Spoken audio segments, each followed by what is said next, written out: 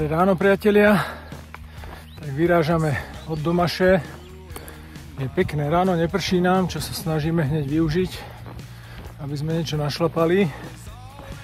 Dnes nás čaká viac menej taká prepravná etapa okolo Vránova cez Strážske a snažíme sa dostať ku Vyhorlatu, ktorý by sme mali potom prejsť naraz, lebo nie je tam moc kde spať, aj keď našli by sa miesta, ale je to predsa len prales a prírodná rezervácia. Dúfame, že nám vydrží čo najdlhšie bez dažďa, lebo zo včerajška sme mokrí a hlavne dosť brutálne blatoví.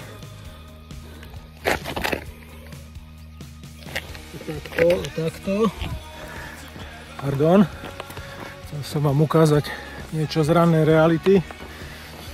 Topánky máme mokré. Ale keď chvíľku vydrží bez dažďa, oni vyschnú, to je výhoda priedušných ľahkých topánok. Tak nám držte palce a majte pekný deň.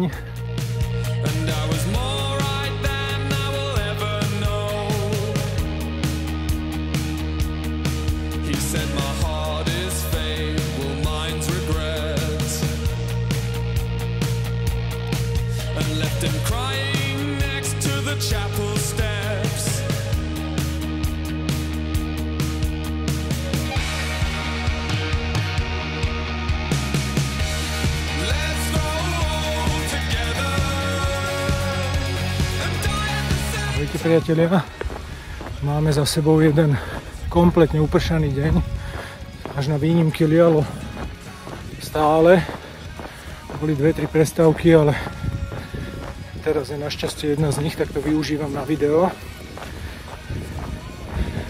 Ale keďže sme nemali čo iné robiť, tak sme kráčali, takže máme za sebou 50 km, nachádzame sa na hranici prírodnej rezervácie Vyhorlat, pralesa. Vyzerá to v hmle veľmi tajomne, takže uvidíme, či sa v noci nebudeme máhať a nebudeme.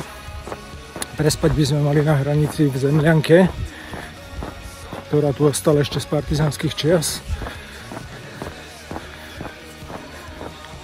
Tak vám prajem pekný večer a vidíme sa zajtra.